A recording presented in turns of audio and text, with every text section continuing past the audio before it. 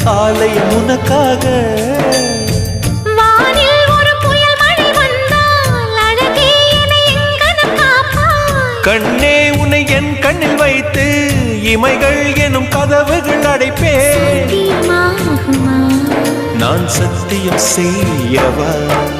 தொடு தொடுவெனவே வானவில் என்னை தூரத்தில் அழைக்கின்ற நேரம்.